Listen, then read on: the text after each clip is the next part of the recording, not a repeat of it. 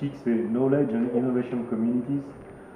Ce sont des initiatives européennes en fait, qui ont été créées fin 2010 hein, sous l'égide de la Commission européenne et qui ont été créées dans le cadre de l'EIT, l'Institut européen de l'innovation et de technologie, qui a créé 3 KIC au départ, donc InnoÉnergie, Climat, et la troisième KIC qui marche en ce moment, qui s'appelle ICT Labs, qui travaille sur les technologies de l'information et de la communication. Et puis deux nouvelles KIC qui ont été créées à la fin 2014 et qui devraient démarrer cette année sur 2 thèmes différents, sur la santé et sur le matériau. InnoÉnergie a cette particularité que c'est la seule KIC qui est établie en tant que société. Ça a été un choix au départ, fin 2010.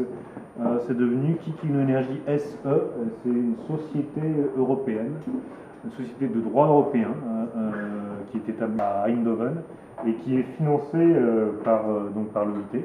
Et c'est un consortium de partenaires qui sont nos partenaires fondateurs. Alors on a 6 bureaux en Europe, hein. On les voit sur cette carte. Donc en Espagne, c'est en Iberia, c'est en Espagne et Portugal. En France, c'est à Grenoble. On a un bureau à Karlsruhe en Allemagne, à Cracovie pour la Pologne, Stockholm et Benelux, c'est à cheval entre Eindhoven et Louvain. Voilà, 6 bureaux en Europe. Et puis, alors sur la slide, vous avez aussi tout un tas de petits logos là, qui sont en fait nos partenaires fondateurs. Donc les partenaires qui étaient au départ dans la formation du consortium InnoÉnergie. Et là, on retrouve donc les grands énergéticiens européens, les grands centres de recherche et les grandes universités européennes qui travaillent toutes dans l'énergie. Alors, InnoÉnergie SE, donc un partenaire cadre hein, qui nous finance majoritairement, qui est l'Institut européen de technologie et d'innovation, l'EIT, et puis des actionnaires, un certain nombre d'actionnaires, 29 au total, dont un certain nombre sont au conseil de surveillance, donc un conseil de surveillance, et puis aussi un bureau exécutif avec un responsable de chacun des bureaux situés dans les 6 pays. En France, c'est donc Richard Biagioni qui est le patron du centre français de KIC InnoÉnergie France. Voilà les partenaires. Alors, je ne sais pas si c'est pas certainement pas liste complète, puisqu'aujourd'hui on a plus de 200 partenaires, si on compte les sociétés qui sont liées aux différentes activités de KIC InnoÉnergie. Donc dans les industriels, alors en gras ici vous avez ceux qui sont des partenaires français. Dans les industriels, donc on voit évidemment, je le disais à l'instant, des grands énergéticiens, Areva, EDF, GDF Suez, Gaz Natural, Fenosa en Espagne, en Allemagne, en Pologne, on a Toron, Vattenfall en Suède, voilà, donc une belle brochette, et puis des acteurs de l'énergie, pas forcément des producteurs, des opérateurs, mais ABB en Suède, Schneider Electric,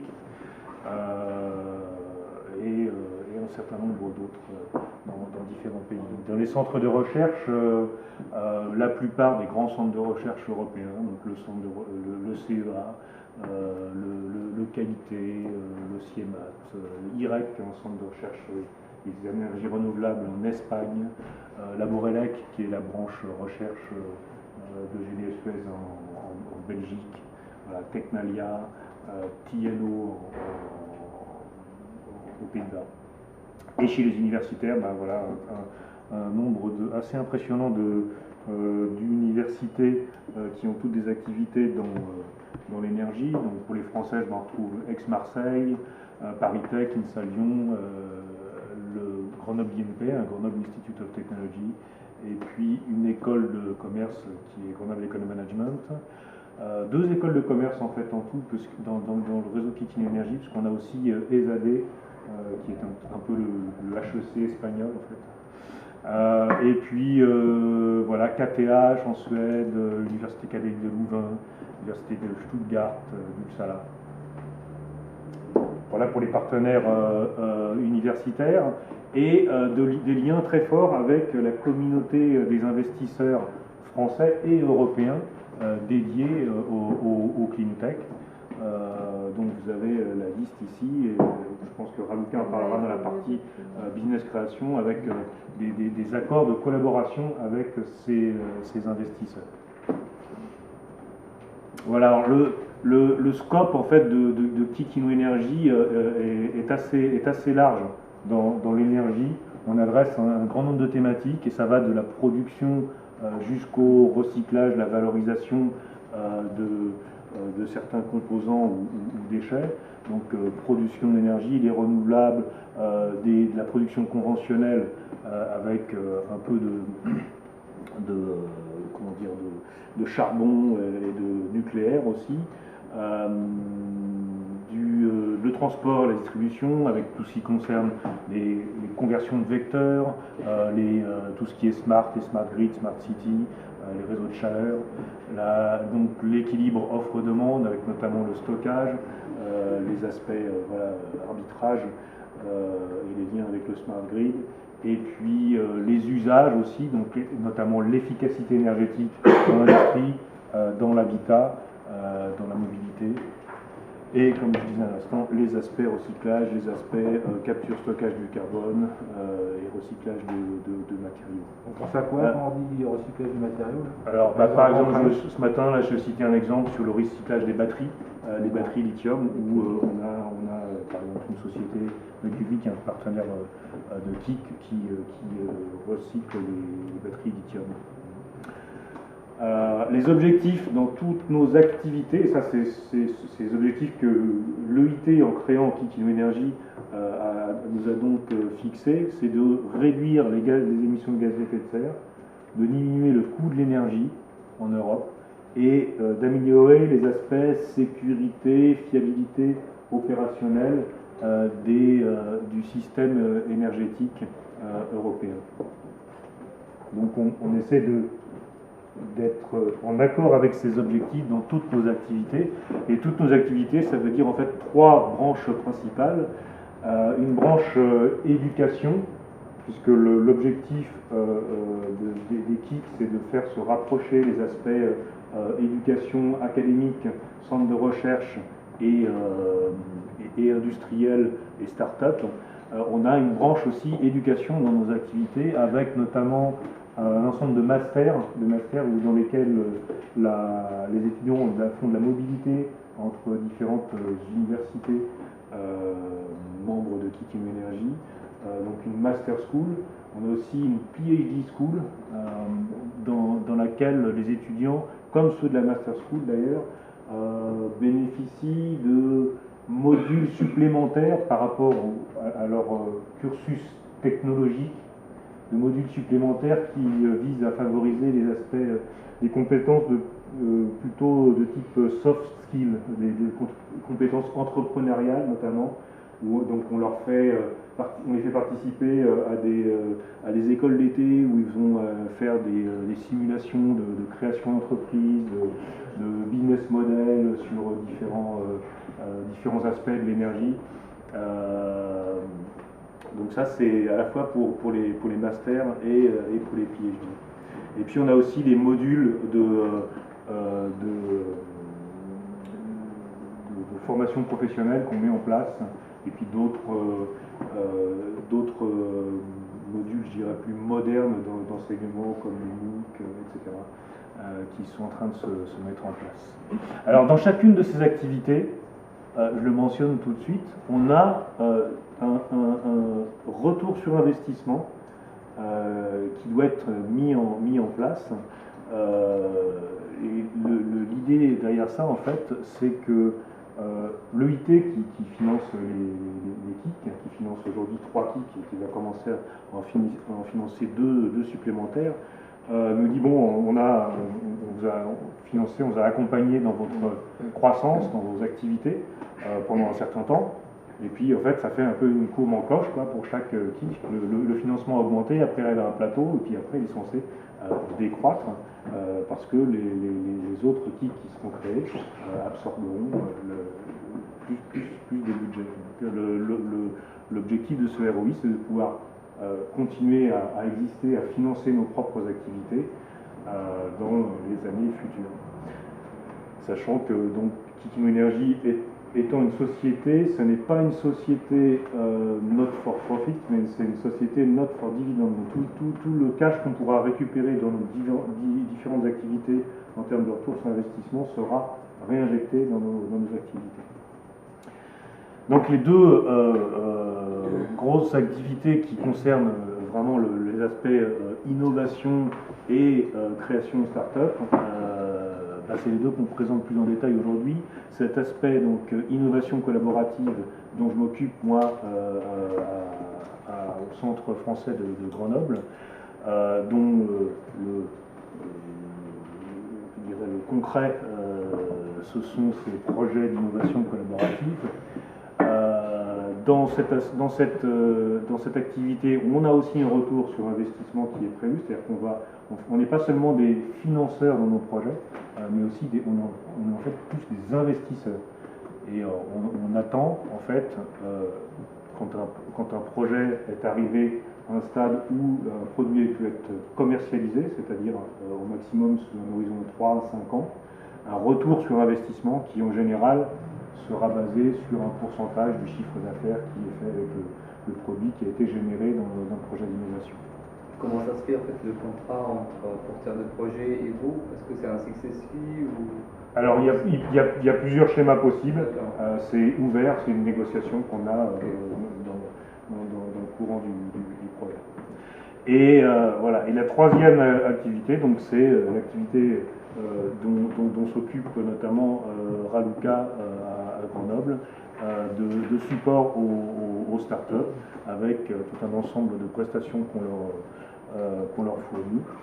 Et Raluca vous expliquera ça ensuite. Et là-dedans encore un modèle de retour sur investissement, puisqu'on achète en fait des parts dans nos startups et on en devient donc actionnaire. Quelques résultats depuis 2011, 80 startups accélérées, 60 brevets déposés dans des projets d'innovation collaboratifs, et puis pour les aspects éducation, 460 étudiants inscrits dans les programmes de formation, dans les différents masters qui ont démarré depuis 2011. Je passe maintenant donc plus en détail sur la partie projet d'innovation collaboratif. Alors les projets d'innovation Kikino Energy en fait se distinguent assez nettement des projets d'innovation collaborative entre guillemets classiques européens, par le fait qu'ils sont en fait très très aval. C'est ça le premier point. L'objectif d'un projet KIC, c'est d'abord de faire un produit, et un produit qui doit être vendu à un horizon de 3 à 5 ans après le démarrage du projet. Donc c'est clair qu'on ne finance pas de la R&D de base, entre guillemets, mais vraiment des projets qui démarrent à un niveau suffisant de maturité pour qu'à la fin du projet, on puisse commencer, ou juste après, à industrialiser et à vendre très, très rapidement. Ce sont des projets qui sont internationaux, puisqu'on est une structure européenne, on a au minimum 2 pays européens dans nos projets. Et surtout, c'est pour ça que je réagissais sur le schéma que tu as fait tout à l'heure, dans lesquels on pousse à ce que la chaîne de valeur soit du secteur, soit très bien représentée dans le projet, de sorte que quand on arrive à la fin du projet et que tout est prêt pour industrialiser et commercialiser le produit, on ne se retrouve pas avec un trou majeur dans la raquette, le partenaire intégrateur ou celui qui va vendre ou un composant particulier qui manquerait et qui ferait que ça fera un délai énorme pour la commercialisation du produit. Donc voilà, on veille à ce que cette chaîne de valeur soit vraiment bien représentée dans les projets. Et avec notre réseau, on aide les porteurs de projets justement à identifier, s'ils ont un trou dans la raquette, à identifier l'acteur adéquat. Donc des projets qui sont vraiment orientés vers les besoins du marché, et les projets doivent être tirés par des industriels et menés, pilotés aussi par un industriel. Donc on n'a aucun projet coordonné par un centre de recherche ou par un universitaire. Ça, c'est pas possible. On demande que les projets ils soient pilotés par les industriels et que vraiment les industriels s'engagent. C'est-à-dire qu'ils ne vont pas se mettre dans un projet qui utilise l'énergie pour voir, pour faire de la veille, pour dire si jamais, on ne sait jamais si c'est intéressant, il y aura peut-être un brevet, il y aura peut-être des choses, ça pourrait être bien. Non, s'ils ont un besoin, ils viennent chercher les partenaires qu'il faut et nous on va financer pour faire cet effet de levier, ce catalyseur de l'innovation. Une chose très très importante évidemment, c'est que ces projets n'existent que s'il y a un business case solide, avec des arguments pour le montrer. Et ça c'est vrai déjà au stade de la proposition de projet que les porteurs nous proposent, mais aussi dès le départ du projet, en fait, on va démarrer par une phase de vérification en fait, de la faisabilité économique du projet. On se donne le temps avant de vraiment démarrer, de financer des tâches techniques qui coûtent très cher, de faire cette phase de faisabilité économique qu'on appelle un work package 0 en fait, dans lequel on va vérifier tout ce que nous ont dit les porteurs de projet dans leur document de proposition de 24 pages, vraiment dans le détail, avant de déclencher les phases les plus coûteuses du projet.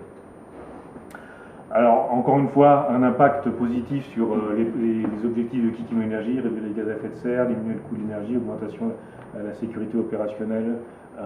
Et ça, c'est pas seulement pour le nucléaire, c'est pour tout le système énergétique européen. Ensuite, voilà, des caractéristiques qui, généralement, sont les suivantes, c'est-à-dire un time to market inférieur à 5 ans, une durée entre 1 et 3 ans. On a beaucoup de projets en fait qui sont de l'ordre de 24 à 30 mois finalement. Quelques-uns de 36 mois et quelques-uns de 18 mois aussi, mais le plus courant c'est 24 à 30 mois. Un TRL supérieur à 5 au démarrage du projet, et supérieur à 5 c'est vraiment même plutôt 5-6, voire 6-7. Alors ça dépend après, la durée du projet va dépendre du secteur dans lequel on se trouve. Il y a des secteurs dans lesquels on peut avancer très rapidement sur les technologies, où on peut avancer rapidement en termes de maturité, ou d'autres où ce n'est pas forcément le cas. 3 à 7 partenaires maximum, donc on a réduit la taille des consortiums aussi, afin d'avoir des vrais projets qui sont faciles à piloter et efficaces, de pays européens, et une proposition de retour sur investissement pour Kikino Energy. Depuis, c'est pas, c'est l'Allemagne et la France. Non, ça peut être n'importe quel. Alors il faut au minimum un pays de la KIC, un des 6 pays, là. Mais après il faut juste un autre pays. Donc ça peut être un projet franco-italien. Et si c'est par exemple une start-up qui a donc une vocation en fait d'attaquer un peu un marché européen, elle peut faire le rôle. Enfin, bien sûr. Oui, tout à fait. C'est justement un très bon outil pour avoir de la visibilité sur un marché européen. Alors, en termes de financement, il y a d'abord un point qui est majeur, notamment qui est majeur pour les startups et pour les PME, c'est que ce financement, il n'est pas capé par les fonds propres de l'entreprise. Donc c'est vraiment un aspect très, très important pour les petites structures, qui peut aller, alors on va dire en théorie, jusqu'à 100% des coûts du projet. Je dis en théorie, pourquoi? Parce que donc on veut qu'il y ait des industriels, comme je l'ai dit, qui soient bien représentés sur la chaîne de valeur. mais on ne va jamais financer un projet à 100% en fait, parce que si un industriel vient nous voir, porteur d'un projet, avec un vrai business case dans lequel il croit, etc., mais s'il nous dit mais moi je ne mets rien dans le projet, ça va quand même pas forcément nous enthousiasmer tout de suite. Donc on demande toujours que l'industriel amène un peu de fonds propres dans le projet. Il peut aussi amener du cofinancement qui ne serait pas européen, oui, le cofinancement de projets ADN, de projets financés par la région, par les projets qui sont éligibles, c'est effectivement les projets où on voit bien qu'il y a un impact soit sur la réduction du gaz à effet de serre, soit sur la diminution du coût de l'énergie. Significatif. Significatif, oui. Alors, significatif au sens où il ne faut pas que ce soit complètement tiré par les cheveux. Je vais prendre un exemple. Je pense en termes de couverture de marché. Ça peut être significatif sur une micro-niche, mais ça peut être significatif aussi parce qu'il va y avoir un effet de déploiement de marché. Oui. Il faut que ça soit des trucs où il y a un effet de déploiement de marché. Pas forcément. Mais c'est mieux. Mais ça peut être, évidemment, ça a plus d'impact en termes de sélection. Mais ce que je voulais dire, c'est que oui, il ne faut pas que le lien entre le projet, le résultat du projet et ces trois objectifs soit trop lointain ou tiré par les cheveux. Je prends un exemple, par exemple, les technologies de ce qu'on appelle energy harvesting dans le semi-conducteur. Tous les petits devices qui servent à récupérer un petit peu d'énergie pour que ça suffise à alimenter une montre. Voilà, là-dedans, on n'est pas vraiment là-dedans. C'est juste un exemple, parce que les gens peuvent toujours nous dire oui, mais quand même, ça réduit le coût d'énergie et puis la demande globale d'énergie, puisque le capteur après il est autonome et puis du coup on ne vient pas l'alimenter, du coup ça tire pas sur le secteur, etc. Mais voilà, c'est pas forcément, le lien n'est pas forcément direct. Donc on cherche quand même à avoir un lien clair avec ces objectifs-là. Sur les thématiques abordées dans Kik Energy, c'est donc très large. On a donc tous les aspects, tout ce qui est smart, alors les smart grids, smart cities, smart buildings, les bâtiments intelligents, l'efficacité énergétique dans les bâtiments, les renouvelables, alors éolien, photovoltaïque, solaire thermique, énergie marine, ce qu'on n'adresse pas aussi de la biomasse, génération d'énergie par combustion, co-combustion, un nombre assez grand de thématiques qui sont toutes, on va dire, réparties dans la transition énergétique en général. Alors, sur les montages financiers Kik Energy, je vais m'arrêter un petit peu là parce que c'est important de bien comprendre ces aspects qui, à la fois, ça donne à la fois du crédit au projet et au thème abordé dans le projet, en même temps que ça permet de comprendre la seule règle en fait, financière que nous impose l'OIT sur notre projet. En fait, quand un porteur de projet vient nous voir, il nous dit voilà, à partir de mi-2015, par exemple, je voudrais démarrer un projet dans votre appel à projet, là, et ce projet, voilà, c'est ce qu'on appelle ici le projet Kik. Il va démarrer un temps T0, il va durer un certain temps. Et c'est tout ce que j'ai mis en jaune ici. Ce projet, il est décrit par un planning avec des lots, des work packages et puis des délivrables, comme un peu dans tous les projets européens. Chaque partenaire du projet a certaines tâches et puis le projet va avancer comme ça.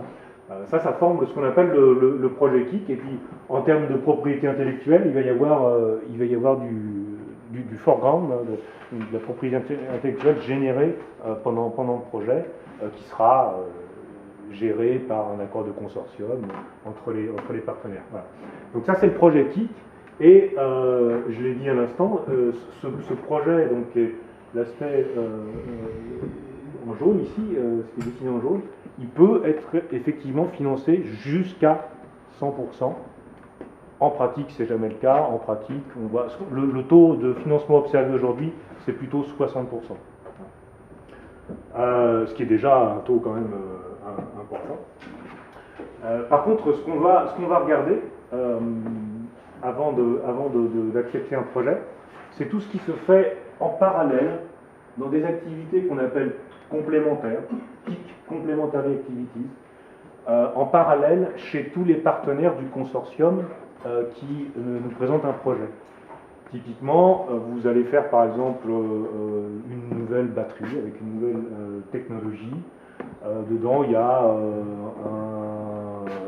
un fournisseur d'un composant clé de la batterie, et puis un intégrateur, et puis un utilisateur final, et puis un centre de recherche, comme le CEA par exemple.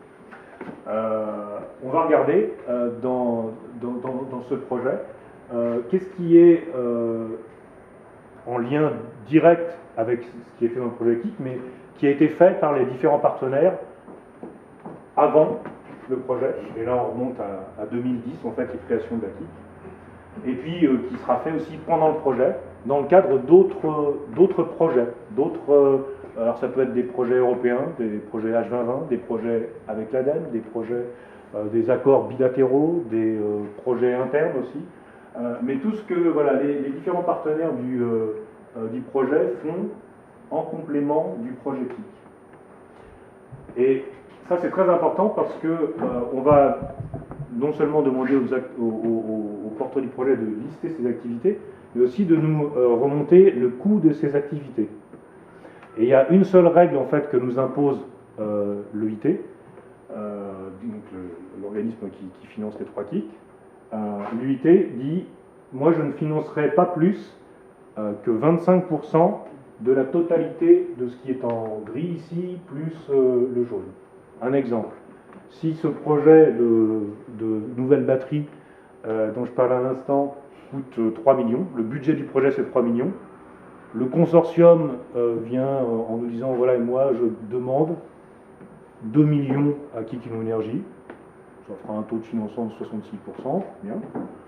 Je demande 2 millions à KIC Innoénergie, et bien nous on va leur dire: ok, montrez-nous que si on fait la somme donc des coûts que vous avez dans les différents projets en parallèle, plus les 3 millions du coût du projet KIC, on arrive bien à 8 millions, puisque si on nous demande 2 millions, il faut que ce ne soit pas supérieur à 25% du total. Ça, donc c'est une règle financière qui, en même temps, permet de construire un partenariat dans lequel on est sûr qu'on a un background suffisant, une expérience suffisante chez les différents partenaires.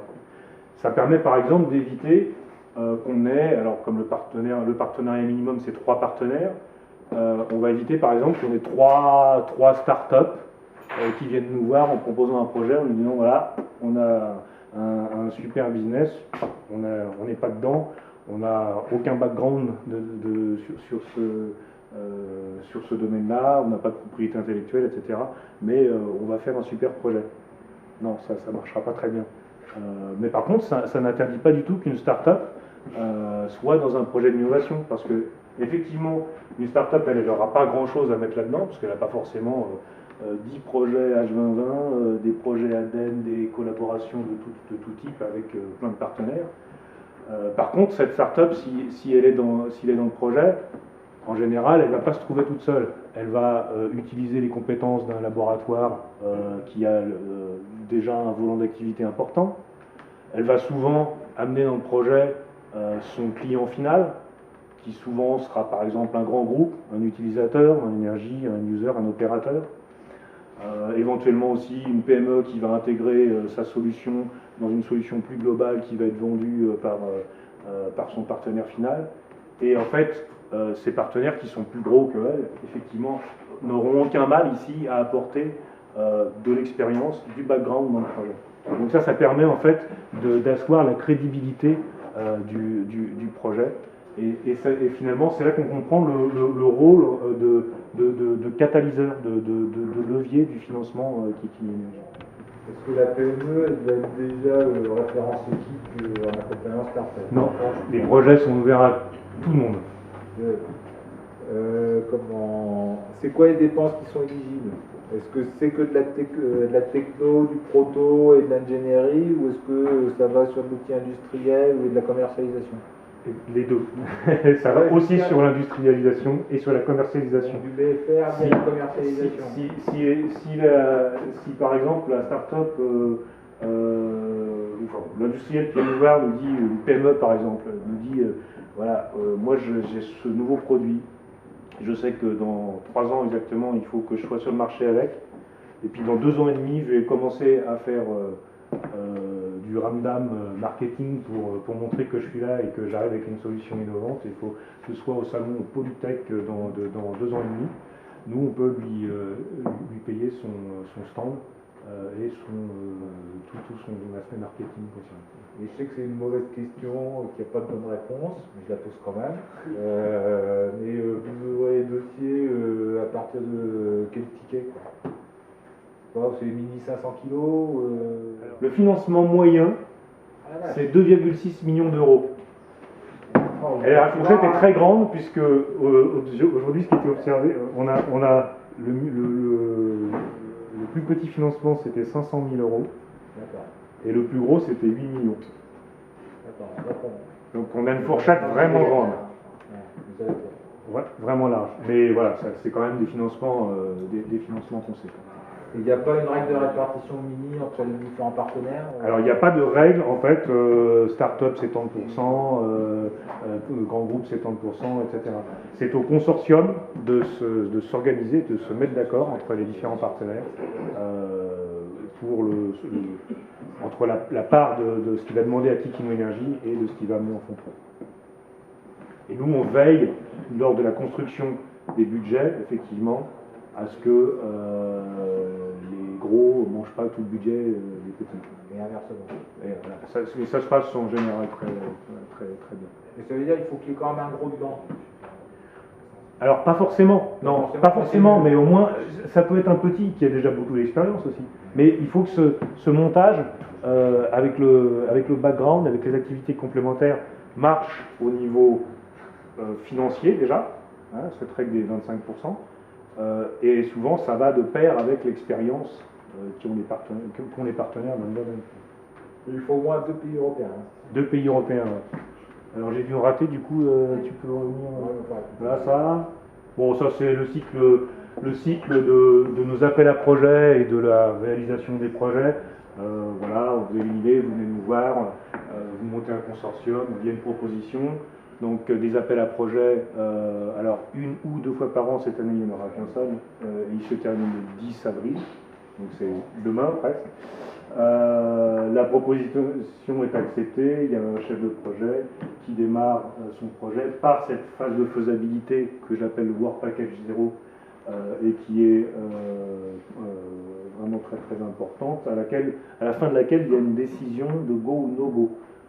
Donc on a vu d'ailleurs différents cas de figure, on a vu des projets s'arrêter au bout de 6 mois de Work Package 0 parce que l'environnement a changé, la liberté d'exploitation de la propriété intellectuelle n'était plus assurée dans le pays qui était visé pour la commercialisation, enfin il peut y avoir différentes raisons.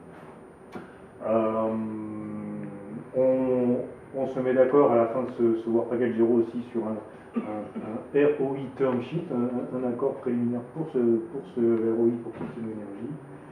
Et puis voilà, au cours du projet, il y a différents meetings avec Kikino Énergie pour vérifier qu'il est exécuté et qu'il progresse convenablement. À la fin du projet, on se met d'accord sur un contrat de ROI final. Ensuite, le projet et le produit est lancé et on a un ROI pour Kikino Énergie qui va réinvestir cet argent dans d'autres projets. Toute la période nécessaire pour faire la chaîne de valeur de A à Z prendra combien de temps? Bah, ce qu'on cherche, nous, c'est une commercialisation à 3 à 5 ans. Hein. Donc, je ne sais pas, si on prend 4 ans, après, voilà, il faut que les ventes du produit démarrent. Et puis, bon, alors, donc, on est dans l'innovation, c'est toujours un peu risqué. Ça peut démarrer un peu avant, un peu après. Vous avez déjà eu des retours sur investissement Ça démarre. Oui, parce que en fait, les premiers projets, ils ont démarré en 2011. 2011, 2012, 2013, 2014, bon, c'est peut-être un peu de transition. Là, ça commence à démarrer. Ouais. Alors, il faut voir en plus que ça a été la typologie des projets KIC, c'est affiné avec la maturation de la Kikino Energy. Et clairement, il faut dire honnêtement, tout au début de Kikino Energy, on a démarré avec des projets qui ressemblaient fortement à des projets européens classiques, parce que les gens n'avaient pas encore bien compris ce qu'on voulait faire, ou on n'avait peut-être pas suffisamment bien exprimé non plus, mais des projets donc, qui étaient un peu trop amont, pas forcément pilotés par des industriels, etc. Et toutes ces règles, elles se sont affinées au fur et à mesure pour qu'on puisse vraiment se différencier quoi, des autres guichets de financement. Et prendre plus une place d'investisseur dans l'innovation. Est-ce que pour que ça soit éligible, il faut que ça donne lieu à la propriété intellectuelle, à la création d'un brevet ou pas? Première question. Et deuxième question, c'est comme il y a des règles sur retour sur investissement, c'est quoi? C'est à terme ou c'est une prise de participation sur les bénéfices des ventes? Alors c'est ça, c'est plus voilà, c'est un intéressement sur les ventes. Ouais. Donc en général, ça va être plus classiquement un pourcentage du chiffre d'affaires. De l'ordre? De quel ordre? Ça dépend. Ça dépend de. Je sais pas, c'est quelques pourcents. En fait, nous, ce qui nous intéresse, c'est de regarder la ligne en bas et de voir au bout de combien de temps on a récupéré notre mise et au bout de combien de temps on a récupéré un peu plus que notre mise, puisque comme tout investisseur, on va investir dans des choses qui vont marcher et d'autres qui ne vont pas marcher. Et donc, dans les projets qui vont bien marcher, s'ils marchent bien, c'est bon signe pour l'industriel et ça doit être aussi valorisable pour nous. Et cet accord sur les ventes, il est limité dans la durée ou il est à vie? Non, il est limité dans la durée. À combien? En général. Alors, c'est une négociation. Et alors, ça, c'est un schéma. Il peut y avoir d'autres schémas aussi. S'il y a un projet d'innovation mène, par exemple, à la création d'une start-up, déjà, cette start-up, elle va être accompagnée dans le dispositif start-up de KIC.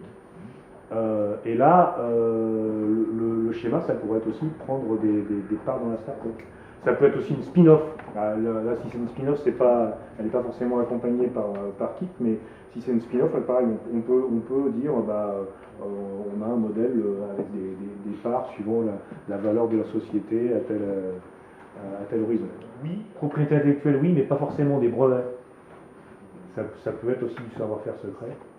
D'accord. Mais de toute façon, dans la réalité, il y a toujours au moins du savoir-faire secret.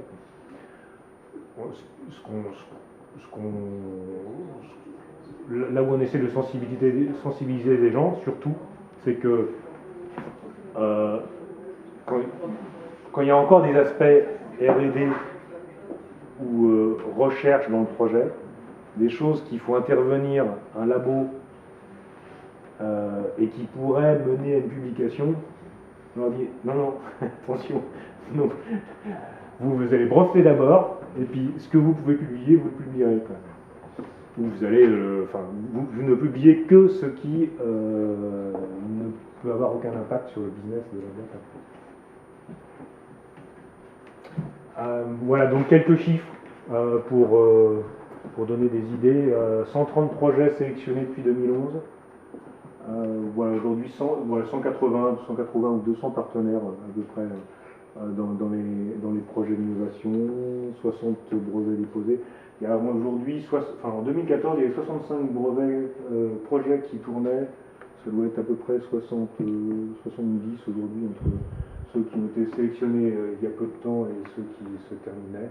Et voilà, un financement moyen de 2,6 millions. Voilà. On devient partenaire KIC quand le projet est sélectionné. Donc le consortium piloté par l'industriel vient nous proposer le projet, il monte sa proposition, etc. Très bien. On les accompagne, on les aide, on co-construit les propositions d'ailleurs, qu'ils n'arrivent pas le jour de la deadline en postant leur truc, à faire le boulot tout seul. On aide les gens à bâtir les propositions.